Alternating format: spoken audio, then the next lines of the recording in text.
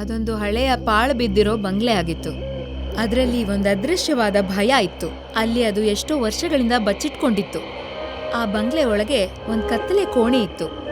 ಮತ್ತೆ ಆ ಕೋಣೆಯಲ್ಲಿ ವ್ಯೂಮ್ ಅನ್ನೋ ಒಂದು ಹುಡುಗ ಆ ಕಪ್ಪು ಮೆಷೀನಲ್ಲಿ ಏನೇನೋ ಕೆಲಸ ಮಾಡ್ತಾ ಇದ್ದ. ಅವನ ಬಟ್ಟೆಗಳು ಗಲೀಜಾಗಿದ್ವು. ಅವನ ಕೂದಲೆಲ್ಲ ಕೆದ್ರಿತ್ತು. ಅವನ 4 ಕಡೆ ಪ್ರಾಚೀನವಾದ ಪುಸ್ತಕಗಳಿತ್ತು. ಧೂಳಿಂದ ತುಂಬ ಹೋಗಿತ್ತು. ಅಲ್ಲಿನ ಗಾಳಿಲಿ ಒಂದು ದುರ್ಗಂಧ ಇತ್ತು. ವ್ಯೋಮ್ ಇದ್ದಕ್ಕಿದ್ದ ಹಾಗೆ ಆ ಹಳೆ ಪುಸ್ತಕಗಳಲ್ಲಿ ಏನನ್ನೋ ಹುಡುಕ್ತಾ ಇದ್ದ. ಸ್ವಲ್ಪ ಹೊತ್ತಾದ್ಮೇಲೆ ಒಂದು ಹಳೆ ಪುಸ್ತಕದ ಮೇಲೆ ಅವನ ಕಣ್ಣು ಹೋಯ್ತು. ಅದೆಂಥ ಪುಸ್ತಕ ಅಂದ್ರೆ ಎಷ್ಟೋ ವರ್ಷದಿಂದ ಅದು ತನ್ನನ್ನು ಯಾರಾದ್ರೂ ಓದ್ಲಿ ಅಂತ ಕಾಯ್ತಾ ಇತ್ತು. ಅವನದ್ರ ಹಾಳೆಗಳನ್ನ ತಿರುಗಿಸ್ತಾ ಹೋದ. ಆಗ ಒಂದು ಹಾಳೆಯಲ್ಲಿ ಅವನ ಕೈ ಹಾಗೆ ನಿಂತೋಯ್ತು. ಆ ಹಾಳೆಯಲ್ಲಿ ಒಂದು ವಿಕೃತವಾದ ರಾಕ್ಷಸನ ಚಿತ್ರ ಇತ್ತು. ವಿಕಾರವಾಗಿ ಕೂದಲನ್ನೆಲ್ಲ ಕೆದ್ರುಕೊಂಡು ಯಾವುದೋ ಬೇರೆ ಗ್ರಹದಿಂದ ಬಂದವನ ಹಾಗಿದ್ದ. ವ್ಯೋಮ್ ಮುಖದಲ್ಲಿ ಒಂದು ರಹಸ್ಯವಾದ ನಗು ಮೂಡ್ತು. ಒಂದು ಹುಚ್ಚುತನದಿಂದ ಕೂಡಿದಂಥ ನಗು. ಅವನು ನಡುಗ್ತಾ ಹೇಳ್ದ, ಈಗ ನನ್ನ ಕನಸು ಪಕ್ಕ ನನ್ಸಾಗತ್ತೆ. ಅದೇ ಸಮಯದಲ್ಲಿ ಆ ಕೋಣೆಯ ಬಾಗ್ಲು ನಿಧಾನವಾಗಿ ತೆರೆದುಕೊಳ್ತು. ಅದರೊಳಗೆ ಯಾರೋ ನಿಧಾನವಾಗಿ ನಡ್ಕೊಂಡು ಬಂದ್ರು. ಅವಳು ಪೂಜಾ, ವ್ಯೋಮ್ನ ಕಾಲೇಜ್ ಫ್ರೆಂಡ್. ಆದರೆ ವ್ಯೋಮ್ ಇದ್ರಲ್ಲಿ ಎಷ್ಟು ಕಳೆದು ಹೋಗಿದ್ದ ಅಂದರೆ ಅವನಿಗೆ ಅವಳು ಬಂದಿದ್ದು ಸ್ವಲ್ಪನೂ ಗೊತ್ತಾಗ್ಲೇ ಇಲ್ಲ. ಸ್ವಲ್ಪ ಹೊತ್ತಾದ್ಮೇಲೆ ಮತ್ತೆ ಅವನ ಮೆಷೀನಲ್ಲೇ ಕಳೆದು ಹೋದ. ಪೂಜಾ ಹೆಜ್ಜೆ ಸದ್ದು ಇಡೀ ಕೋಣೆನ ತುಂಬಿಕೊಳ್ತು. ಹೇ ವ್ಯೋಮ್, ನಾನಿಲ್ಲಿಗೆ ಬಂದು 5 ನಿಮಿಷ ಆಯ್ತು. ನಿನಗೆ ಗೊತ್ತೇ ಆಗ್ಲಿಲ್ವಾ? ವ್ಯೋಮ್ ನಿಧಾನವಾಗಿ ಕತ್ತೆತ್ ನೋಡ್ದ. ಅವನ ಕಣ್ಣಲ್ಲಿ ಒಂದು ವಿಚಿತ್ರವಾಗಿರೋ ಹೊಳಪಿತ್ತು. ಅವನ್ ಬೇರೆ ಪ್ರಪಂಚದಲ್ಲೇ ಮುಳುಗೋಗಿದ್ದ. ಅಷ್ಟಕ್ಕೂ ನಿನ್ಗೇನಾಗಿದೆ ವ್ಯೋಮ್? 1 ತಿಂಗಳಿಂದ ನಿನ್ ಕಾಲೇಜಿಗೂ ಸರಿಯಾಗಿ ಬರ್ತಿಲ್ಲ, ಕ್ಲಾಸನ್ನೂ ಅಟೆಂಡ್ ಮಾಡ್ತಿಲ್ಲ, ನನ್ಗೂ ಕಾಲ್ ಮಾಡಿಲ್ಲ, ಆರ್ಯನ್ ಅರ್ಚನಾಗೂ ಕಾಲ್ ಮಾಡಿಲ್ಲ. ನಾವ್ 3 ಜನನೂ ಎಷ್ಟು ವರಿ ಮಾಡ್ಕೊಂಡಿದೀವಿ ಗೊತ್ತಾ? ಆಗ ನನ್ಗೆ ನೆನ್ಪಾಯ್ತು ನಿಮ್ಮಪ್ಪನ್ ಒಂದ್ ಹಳೆ ಬಂಗ್ಲೆ ಇದೆ ಅಂತ. ಅದಕ್ಕೆ ನಿನ್ನ ಹುಡ್ಕೊಂಡು ನಾನು ಇಲ್ಲಿಗೆ ಬಂದೆ. ನೀನ್ ನೋಡಿದ್ರೆ ನೀನ್ ಫೋನ್ ಬಂದ್ ಮಾಡ್ಕೊಂಡು ಇಟ್ಕೊಂಡಿದ್ಯಾ. ಆದ್ರೆ ನೀನಿಲ್ಲಿ ಏನ್ ಮಾಡ್ತಾ ಇದ್ಯಾ? ವ್ಯೋಮ್ ಕಣ್ಣಲ್ಲಿ ಹುಚ್ಚತನ ಇನ್ನೂ ಜಾಸ್ತಿ ಆಗ್ತಾ ಹೋಯ್ತು. ಅವನ್ ವಿಚಿತ್ರವಾಗಿ ನಡ್ಕೊಂಡು ಪೂಜಾ ಹತ್ರ ಬಂದ. ನಮ್ಮಪ್ಪ ತುಂಬಾ ದೊಡ್ಡ ಸೈಂಟಿಸ್ಟ್ ಆಗಿದ್ರು. ಅವ್ರ ಯೋಚನೆ ತುಂಬಾ ಅದ್ಭುತವಾಗಿತ್ತು. ಅವ್ರು ಯಾವಾಗ್ಲೂ ಹೊಸದ್ರ ಬಗ್ಗೆ ಹುಡುಕ್ತಾನೇ ಇದ್ರು. ಎಂತ ಹುಡುಕ್ತಾ ಇದ್ರು ಅಂದ್ರೆ ಅದರಿಂದ ಪ್ರಪಂಚದ ಯೋಚನೆನೇ ಬದಲಾಯಿಸಬಹುದು. ಆದ್ರೆ ಪಾಪ ಅವ್ರಿಗೆ ಅದ್ರಲ್ಲಿ ಸಕ್ಸಸ್ ಸಿಗೋಷ್ಟ್ರಲ್ಲೇ ಅವರು ನಮ್ಮನ್ನ ಬಿಟ್ಟು ಹೊಟ್ಟೋದ್ರು. ಈಗ ನಾನು ಅವರ ಕನ್ಸನ್ನ ನಾನು ನನ್ಸ್ ಮಾಡ್ತೇನೆ. ನೀನು ಖಂಡಿತ ಸರಿಯಾದ ಸಮಯಕ್ಕೆ ಬಂದಿದ್ಯಾ. ನಾನೀಗ ನನ್ನ ಹುಡುಕಾಟದಲ್ಲಿ ಸ್ವಲ್ಪ ಹತ್ರದಲ್ಲಿದ್ದೀನಿ. ಇಷ್ಟ ಹೇಳಿ ವ್ಯೋಮ್ ಮತ್ತೆ ಮೆಷಿನ್ ಹತ್ರನೇ ಹೊರಟೋದ. ಮತ್ತೆ ಹಳೆ ಪುಸ್ತಕನ ಅವ್ನ್ ಹುಚ್ಚಂತರ ನೋಡೋಕ್ ಶುರು ಮಾಡ್ದ. ಪೂಜಾ ಮನ್ಸಲ್ಲಿ ಒಂದ್ ಅವ್ಯಕ್ತವಾದ ಭಯ ಹುಟ್ಕೊಳ್ತು. ವ್ಯೋಮ್ ನಡ್ಕೊಳ್ತಾ ಇದ್ದಿದ್ ರೀತಿ ಮನುಷ್ಯರ ಥರ ಇರ್ಲಿಲ್ಲ. ಸ್ವಲ್ಪ ಹೊತ್ತಾದ್ಮೇಲೆ ಅವಳು ಗಂಭೀರವಾಗಿ ಯೋಚನೆ ಮಾಡಕ್ ಶುರು ಮಾಡಿದ್ಲು. ಅಷ್ಟಕ್ಕೂ ನೀನ್ ಏನನ್ ಹುಡುಕ್ತಾ ಇದ್ಯಾ? ವ್ಯೋಮ್ ಆಗ ಪುಸ್ತಕದ ಆ ಹಾಳೆನ ಪೂಜಾಗೆ ತೋರಿಸ್ದ. ಯಾವ್ದ್ರಲ್ಲಿ ರಾಕ್ಷಸನ್ ಚಿತ್ರ ಇತ್ತೋ ಅದನ್ನ. ಇದು ಒಂದು ಪುರಾತನ ಪುಸ್ತಕ. ಇದರಲ್ಲಿ ಇರುವಂತ ಒಬ್ಬ ರಾಕ್ಷಸನ ನೋಡ್ತಾ ಇದ್ಯಾ? ಇದು ಬೇರೆ ಯಾರೂ ಅಲ್ಲ, ಇದು ನಾವೇ. ಪೂಜಾ ಕಲ್ಲಿನ ಹಾಗೆ ನಿಂತ್ಬಿಟ್ಲು. ಏನ್ ಹುಚ್ಚುಚ್ಚಾಗಿ ಮಾತಾಡ್ತಾ ಇದ್ಯಾ? ಹುಚ್ಚುಚ್ಚಾಗಿ ನಾನು ಮಾತಾಡ್ತಾ ಇಲ್ಲ, ನಿಜಾನ ಹೇಳ್ತಿರೋದು. ಯಾವ ರೀತಿ ಮನುಷ್ಯನ ಅಸ್ತಿತ್ವ ಇದೆಯೋ ಈ ಪ್ರಪಂಚದಲ್ಲಿ, ಅದೇ ರೀತಿ ನಮ್ಮ ಒಳಗಡೆನೂ ಕೂಡ ಒಬ್ಬ ಕೆಟ್ಟ ವ್ಯಕ್ತಿ ಇರ್ತಾನೆ. ಆ ಕೆಟ್ಟ ವ್ಯಕ್ತಿ ಒಬ್ಬ ರಾಕ್ಷಸನ ರೂಪದಲ್ಲಿ ಬೇರೆ ಡೈಮೆನ್ಷನ್ ಅಲ್ಲಿ ಫಿಸಿಕಲಿ ಅವೈಲೇಬಲ್ ಆಗಿರ್ತಾನೆ. ಮತ್ತೆ ನಾನು ಆ ಡೈಮೆನ್ಷನ್ನ ಬಾಗ್ಲನ್ನ ತೆಗೆಯೋಕ್ ಹೋಗ್ತಾ ಇದ್ದೀನಿ. ಇಷ್ಟ ಹೇಳಿ ವ್ಯೋಮ್ ಮತ್ತೆ ಮೆಷಿನ್ ಹತ್ರ ಹೋದ. ಮತ್ತೆ ಯಾವ್ದ್ಯಾವ್ದೋ ಬಟನ್ನ ಒತ್ತಕ್ ಶುರು ಮಾಡ್ದ. ಅವನು ಹುಚ್ಚ ಆಗಿರೋ ಥರ. ಇದ್ದಕ್ಕಿದ್ದ ಹಾಗೆ ಮೆಷೀನಿಂದ ಒಂದು ಬಿಳಿ ಹೊಳೆಯೋ ಅಂಥ ಒಂದು ಬೆಳಕು ಬಂತು. ಕೋಣೆಯಲ್ಲಿ ಒಂದು ದೊಡ್ಡ ಸ್ಫೋಟ ಆಯ್ತು. ಆ ಬೆಳಕು ವ್ಯೋಮ್ ಶರೀರನ ಸೇರ್ಕೊಳ್ತು. ಅದು ಅವನ ಶರೀರನ ಸೀಳ್ಕೊಂಡು ಹೊರಗಡೆ ಹೋದಾಗ ಅನ್ನಿಸ್ತು. ಮರುಕ್ಷಣನೇ ಅವನ ದೇಹದಿಂದ ಕಪ್ಪು ಹೊಗೆ ಬರಕ್ ಶುರುವಾಯ್ತು. ಅವನ ಕಣ್ಣು ಬಿಳಿಯಾಗಕ್ ಶುರುವಾಯ್ತು. ಮತ್ತೆ ಆ ಕಪ್ಪು ಹೊಗೆ ಒಂದು ಮಾನವ ಆಕೃತಿನ ಪಡ್ಕೊಳ್ತು.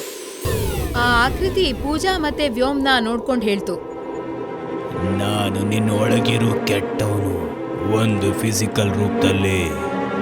ವ್ಯೋಮ್ ಹುಚ್ಚರ ಥರ ನಗಕ್ ಶುರು ಮಾಡ್ದ. ಅವನ ನಗು ಇಡೀ ಕೋಣೆನ ಆವರಿಸ್ಕೊಳ್ತು.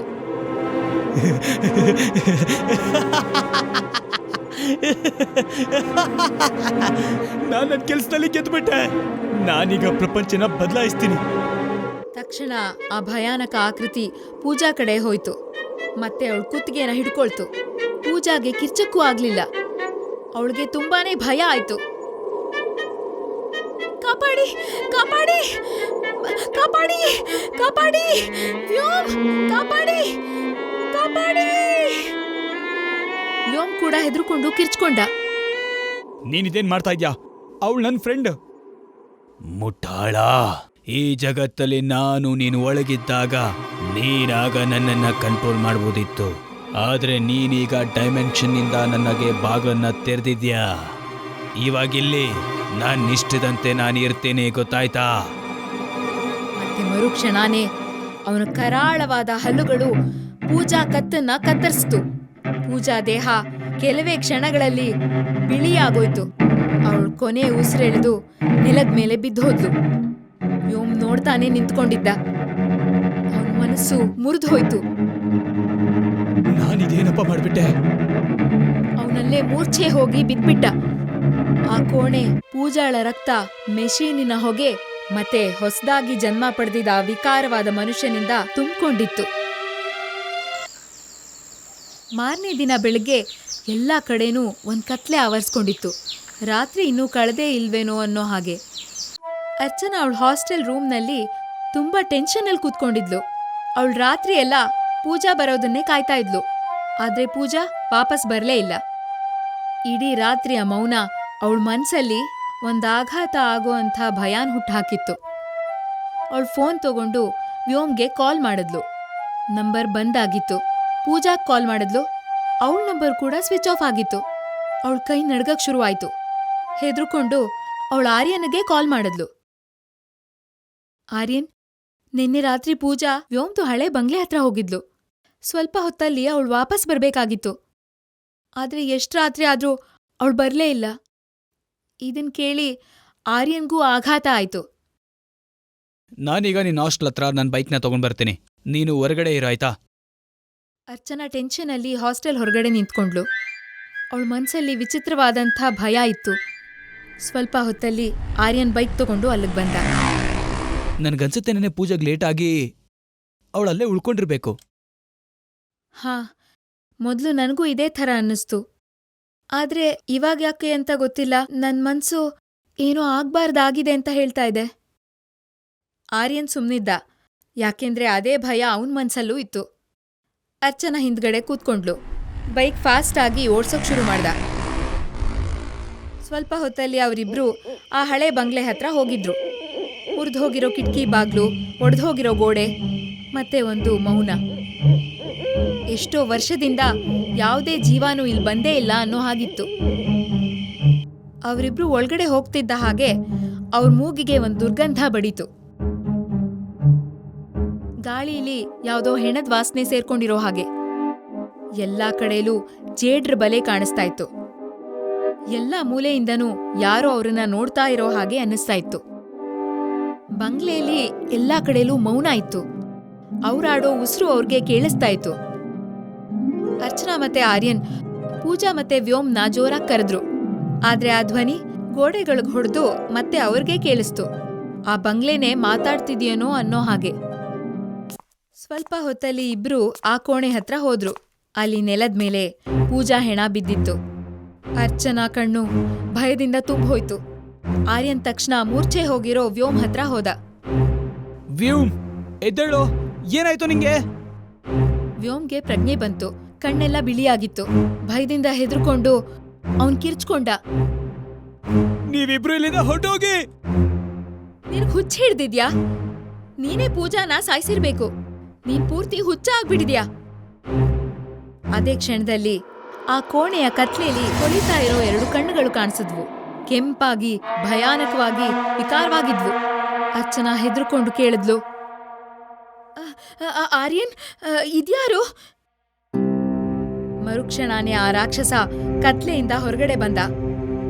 ಅವನು ಉದ್ದವಾದ ಬೆರಳುಗಳು, ಬಗ್ಗಿರೋ ಅಂಥ ಬೆನ್ನು ಮತ್ತೆ ಜೋರಾದ ಉಸಿರು ಇಡೀ ಕೋಣೆನ ತುಂಬಿಕೊಳ್ತಾ ಇತ್ತು. ಯಾರಾದ್ರೂ ಏನಾದ್ರೂ ಹೇಳೋ ಅಷ್ಟ್ರಲ್ಲಿ ಆ ರಾಕ್ಷಸ ಅರ್ಚನನ್ ಮೇಲೆ ಎರಗೇ ಬಿಟ್ಟ ಮತ್ತೆ ಅವಳು ಕುತ್ತಿಗೆನ ಕಡ್ದ.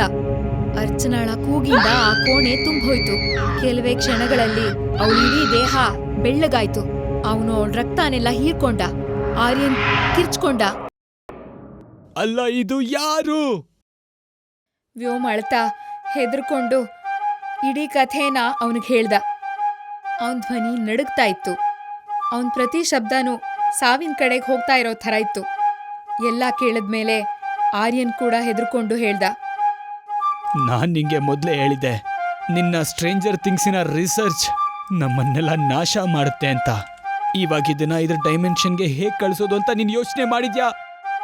ಇದನ್ ಕೇಳಿ ವ್ಯೋಮ್ ಕಣ್ಣಲ್ಲಿ ಒಂದ್ ಕ್ಷಣ ಒಂದು ಮಿಂಚು ಬಂತು. ಅವನ್ ಮೆಷೀನ್ ಕಡೆಗೆ ಹೋಗಿ ತಕ್ಷಣ ಯಾವುದೋ ಬಟನ್ ಅನ್ನ ಒತ್ತಕ್ ಶುರು ಮಾಡ್ದ. ತಕ್ಷಣ ಮೆಷೀನಿಂದ ಒಂದು ದೊಡ್ಡ ಬೆಳಕು ಬಂತು. ಮತ್ತೆ ರಾಕ್ಷಸನ ಕಣ್ಣಲ್ಲಿ ಕ್ರೋಧದ ಬೆಂಕಿ ಹೊತ್ಕೊಂಡು ಉರಿತು. ನಾನು ವಾಪಸ್ ಹೋಗಲ್ಲ. ಅವನ್ ತಿರುಗಿ ಆರ್ಯನ್ ಮತ್ತೆ ವ್ಯೋಮ್ ಮೇಲೆ ಅಟ್ಯಾಕ್ ಮಾಡೋದಕ್ ಬಂದ. ಅವನ್ ಹಿಡ್ತ ಎಷ್ಟು ಬಲವಾಗಿತ್ತು ಅಂದ್ರೆ ಅವ್ರ ಮೂಳೆಗಳೆಲ್ಲ ಮುರಿದೋಗೋ ಹಾಗಿತ್ತು. ಅವ್ರ ಕಿರ್ಚಾಟ ಇಡೀ ಬಂಗ್ಲೆನ ತುಂಬಿಕೊಳ್ತು. ಮತ್ತೆ ಮರುಕ್ಷಣನೇ ಇಬ್ರು ಕೊನೆ ಉಸಿರೆಳ್ದಿದ್ರು.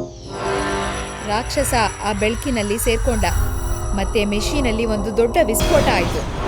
ಇಡೀ ಕೋಣೆನೇ ನಾಶ ಆಯ್ತು. ಮತ್ತೆ 4 ಕಡೆ ಬರೀ ಮೌನ ಒಂದೇ ಉಳಿತು. ಯಾವ ಕಿರ್ಚಾಟನೂ ಇಲ್ಲ, ಯಾವ ಉಸಿರಾಟನೂ ಇಲ್ಲ, ಬರೀ ಸಾವಿನ ಛಾಯೆ. ಬಾಗ್ಲುಗಳು ತನ್ನಿಂತಾನೆ ಹಾಕೊಂಡ್ವು. ಗೋಡೆಗಳು ಎಲ್ಲಾ ಕಿರ್ಚಾಟನೂ ಹೊರಗಡೆ ಹೋಗದೆ ಇರೋ ಥರ ಮುಚ್ಚಿಟ್ಕೊಂಡ್ವು.